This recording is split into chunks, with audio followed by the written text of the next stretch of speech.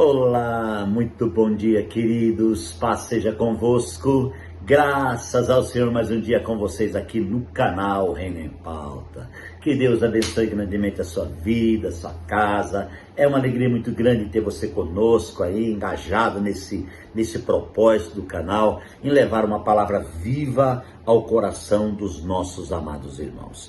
Queridos, nós estamos aí discorrendo uma série sobre o tema atitudes absolutas para Deus absoluto. Muito importante. Glória a Deus por essa palavra, por esse tema glorioso. E eu sei que Deus está ministrando fortemente os nossos corações. Queridos, a última reflexão, a de número 5, eu falei no final do capítulo 13. Quero só relembrar aqui com vocês, nesta reflexão de número 6, que aqui os 10 espias estavam então, amados irmãos, não só falando um relatório negativo dentro deles, mas passando para o povo o negativismo do seu relatório. E também, diante do problema, diante das lutas, eles estavam humilhando-se, se achando pequenos, se achando gafanhotos, como um gafanhoto, né? Como algo insignificante diante de uma grande coisa. Queria que você entendesse nesse momento, amados, quem você é em Deus.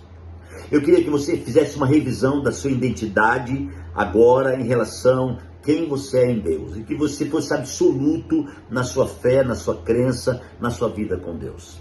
Porque nós entendemos que Deus é maior, Deus é Senhor, Deus é Rei, Deus é poderoso, Deus é glorioso e Deus nos chamou. A Bíblia diz que Ele nos chamou, Ele nos fez povo seu e ovelha do seu pasto. É Ele que nos fez.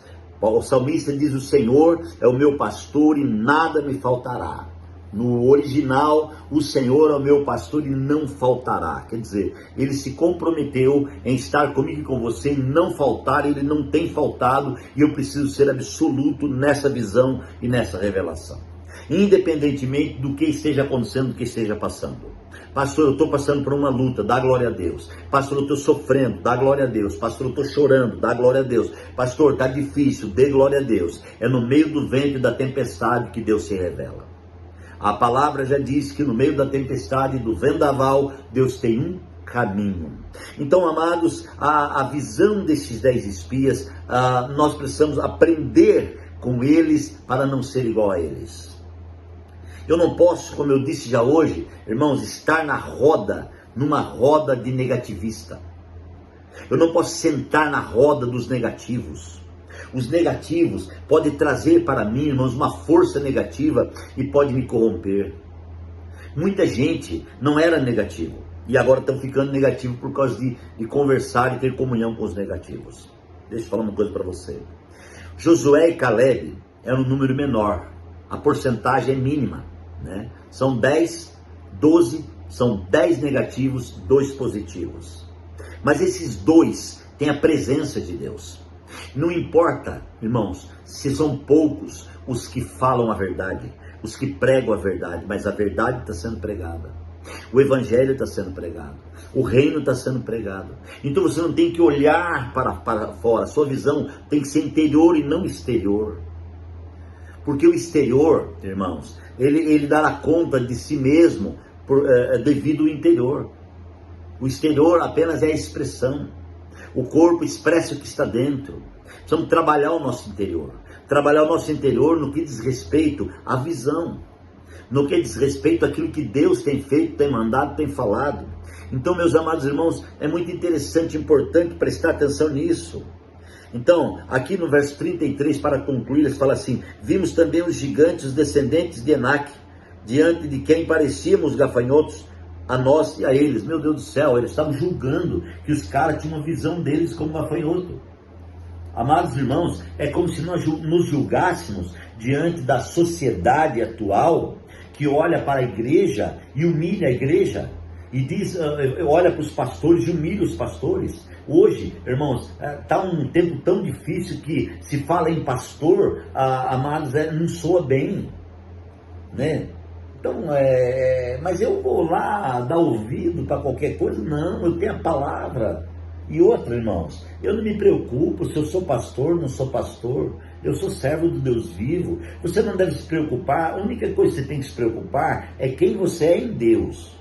Não o que os homens acham que você é, né? Você tem que se preocupar com isso. Caleb, enquanto ele falou a palavra, pontuou e glorificou a Deus e louvou a Deus, o povo começou a ir contra ele. E ele não ficou reclamando. Ele tem uma convicção. Caleb e Josué, irmãos, eram absolutos naquilo que eles viram, naquilo que eles creram. Agora, eu não vou poder ficar aí choramingando diante do falar de todo mundo, não é verdade? Mas o que acontece, que eu quero prosseguir aqui nessa reflexão ainda, amados irmãos, o que aconteceu com tudo isso, né? O efeito colateral, irmãos, de um relatório negativo é muito grande. Quando eu começo a ler o capítulo 14, e eu vejo o efeito que deu o relatório daqueles 10, olha, gente, eu confesso para você, me dá uma tristeza muito grande, até uma revolta. A Bíblia diz aqui, o título do capítulo 14 é A Revolta do Povo. Meu Deus, começa assim, ó: naquela noite a comunidade começou a chorar em alta voz. Quem fez a comunidade chorar foi 10 espias. Gente, será que não tem gente chorando por causa de mim e de você? Será que não tem gente chorando por causa do nosso negativismo? Será que não tem gente chorando por causa das nossas atitudes, que não têm sido absolutas? E o povo começou a chorar em alta voz, e diz o verso 2, e todos os israelitas queixaram-se contra Moisés e contra Arão, e toda a comunidade lhe disse: quem dera tivéssemos morrido no Egito, ou mesmo no deserto. Por que o Senhor está trazendo para essa terra, só para nos deixar cair a espada? Nossas mulheres, nossos filhos serão tomados como despojo de guerra.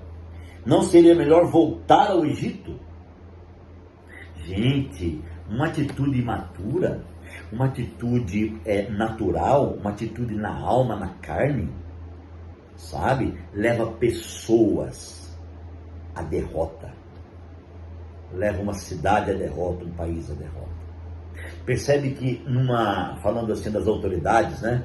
Uma cidade que tem um bom prefeito, que é real, que é sincero, a cidade vai de vento em popa. Uma cidade que tem um mau prefeito, a cidade não vai. Um país que tem um bom presidente, o país vai. Um país que tem um mau presidente, não vai. Então, Deus nos colocou nessa terra e deu autoridade para a igreja. Então, o poder de Deus está na igreja. E por que as coisas não estão acontecendo? É porque a igreja está confusa. É porque a igreja não está sendo absoluta na fé que ela recebeu. A igreja não está sendo absoluta no chamado que ela recebeu. Não foram 12 chamados para espiar a terra? Por que 10 agora estão revoltados? E por que 10 revoltou uma multidão? Amados, o chamado de 10 foi igual ao chamado de 2. Por que esses 10 complicou a situação? Por que a situação está complicada? É por causa de 10. Não é por causa de 2. Oh, Senhor Jesus. Que Deus tenha misericórdia e possa nos mostrar a cada dia a sua palavra, e revelar a sua palavra a cada dia, né? Então, amados, aí o versículo de número a seguir aqui, ó, diz assim, ó, verso 4, capítulo 14. E disseram uns aos outros, estava todo mundo agora, irmãos, complicado, uns aos outros: escolheremos um chefe e voltaremos para o Egito. Meu Deus. Então Moisés e Arão prostraram-se com o rosto em terra diante de toda a assembleia dos israelitas. Gente, olha o que está acontecendo. Um começou a falar para o outro: viu, vamos estabelecer um chefe. Já não era Moisés nem Arão, era um outro chefe, né? A gente já não aguenta mais a situação. Vamos levantar um chefe, vamos voltar para o Egito, vamos nos revoltar, vamos nos rebelar, mais ou menos isso, né? A rebelião, ela é causada por uma situação, né? Por uma situação. Quem se lembra da rebelião de Lúcifer? Ele arrastou com ele a terça parte de quem? Dos anjos. Então a rebelião é um negócio sério. Esse pessoal, irmãos, começaram a dar um relatório negativo, e aquilo foi crescendo. foi crescendo, um abismo chamou outro abismo, e agora o povo já começa a querer se rebelar. E diante do desejo de uma rebelião, Moisés e Arão começam a chorar e se prostram diante da Assembleia. Então o sofrimento que causou foi tão grande que o líder, chamado por Deus, agora se prostra e começa a chorar.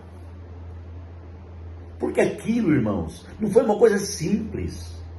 Não foi uma palavrinha, uma fofoquinha, não. Foi uma coisa que pegou a multidão. É como a Covid-19 que pegou o mundo. Então, queridos, olha, vamos analisar. Depende, irmãos, daquilo que eu e você, das nossas atitudes. Você sabia? Se a nossa atitude é absoluta, glória a Deus, porque o nosso Deus é absoluto. O que não podemos é viver na gangorra em nossas atitudes, titubeando entre A e B e C. Que o Senhor fale conosco, que o Espírito Santo fale com você, que o Espírito Santo fale comigo, e que possamos prosseguir em fé, rompendo em fé. Ore comigo, amados. Pai, muito obrigado, que o Senhor sustente as nossas vidas, que o Senhor tenha misericórdia de nós e nos abençoe. Abençoe os meus amados irmãos, em nome de Jesus. Deus te abençoe e até amanhã.